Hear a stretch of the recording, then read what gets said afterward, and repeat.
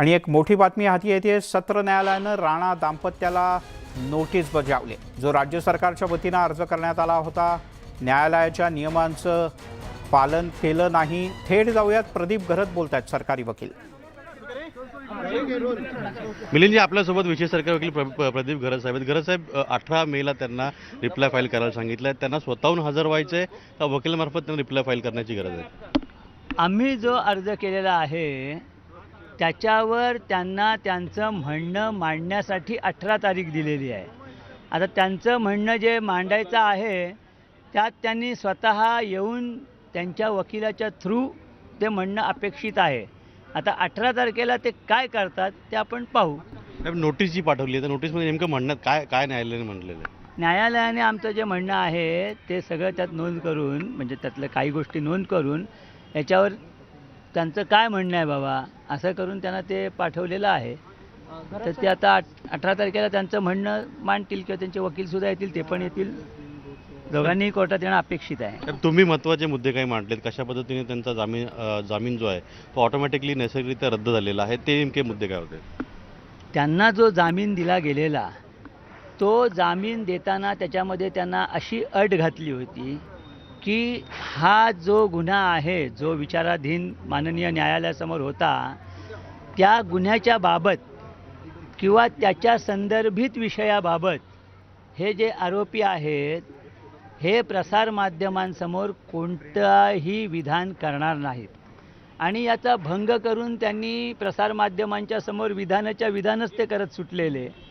त्यामुळे जी न्यायालयाचा जो शेवटी कन्क्लुजन होतं की त्यांनी असं जर काही केलं असतं तो त्यांना दिलेला हा जामीन रद्द समजण्यात येईल। त्यामुळे सरळ रद्द समजण्यात येईल असे शब्द असल्यामुळे आम्ही आज ही बाब न्यायालयाच्या निदर्शनास आणून दिली की यांनी ही जी काल विधानं केलेली आहेत त्यामुळे त्यांचा जो जामीन आहे तो आता रद्द समजण्यात यावा। एकतर त्यांच्या विरुद्ध अजामीनपात्र वॉरंट इश्यू करून आम्हाला त्यांना ताब्यात घेण्यासाठी सांगण्यात यावं, किंवा त्यांना या न्यायालयासमोर हजर राहायला सांगून न्यायालयाने त्यांना डायरेक्ट ताब्यात घ्यावं। तर याच्यामध्ये एक महत्त्वाचे मुद्दे होते की त्यांनी नेमकी अशी काय वक्तव्य केलेली आहेत की ज्यामार्फत त्यांचा हा जामीन रद्द झालेला असं तुम्ही म्हणताय? ती जी त्यांची वक्तव्य आहेत ती सगळी हा जो गुन्हा आहे याच्याशी संबंधित आहेत। म्हणजे त्यांनी हा जो गुन्हा केलेला आहे त्याबाबत त्यांना अरेस्ट केल्यानंतर माननीय न्यायालयासमोर दंडाधिकाऱ्यांसमोर हजर करण्यात आलं होतं। माननीय दंडाधिकाऱ्यांनी त्यांना रिमांड दिला होता। त्यानंतर रिमांड मिळाल्यानंतर त्यांनी तिथे जामिनाचा अर्ज केला होता। तो अर्ज तिथून त्यांनी विड्रॉ करून नंतर त्यांनी परत माननीय सत्र न्यायालयासमोर जामिनाचा अर्ज केला। सत्र न्यायालयाने त्यांना काही अटी आणि शर्तींसकट जामीन दिला।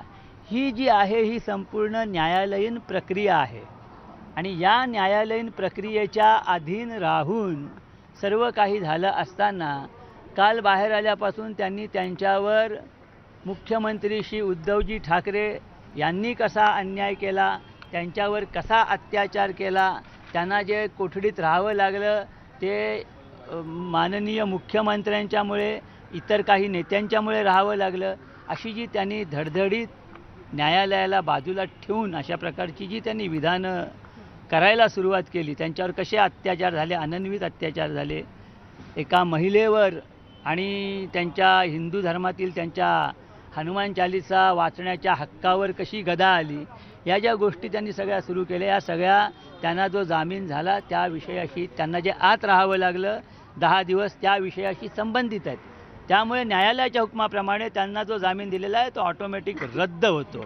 म्हणजे साहेब एक मिनिट त्यामुळे 18 मेला त्यांना आता उत्तर दाखल करणार 18 मेला त्यांनी न्यायालयासमोर येऊन सांगावं आमचं म्हणणं बरोबर आहे की नाही, ते असे प्रसारमाध्यमांसमोर त्यांनी अशी विधानं केलेली आहेत की नाहीत, का प्रसारमाध्यमांनी मॉर्फिंग करून काय त्यांना खोटंच त्यांच्या नावावर टाकलेलं आहे, त्यांनी येऊन सांगावं आता न्यायालयात। तर हे होते विशेष सरकारी वकील प्रदीप घरत साहेब। त्यांनी स्पष्टपणे म्हटलेलं आहे की ज्या पद्धतीनं राणा दाम्पत्यांनी जी वक्तव्य केलेली आहेत ही वक्तव्य जी आहेत ही न्यायालयासमोर त्यांनी सादर केलेली आहेत आणि 18 मेला यावर या राणा दाम्पत्यांना स्वतःहून हजर राहून किंवा त्यांच्या वकिलामार्फत न्यायालयामध्ये उत्तर दाखल करावं लागणार आहे। बरं अजित, तुर्तास धन्यवाद या माहितीबद्दल। त्यामुळे आता 18 तारखेला राणा दाम्पत्याच्या वतीनं कोर्टामध्ये काय ॲफिडेव्हिट सादर करण्यात येतं हे पाहणं महत्त्वाचं असेल. अजित, तुर्तास धन्यवाद.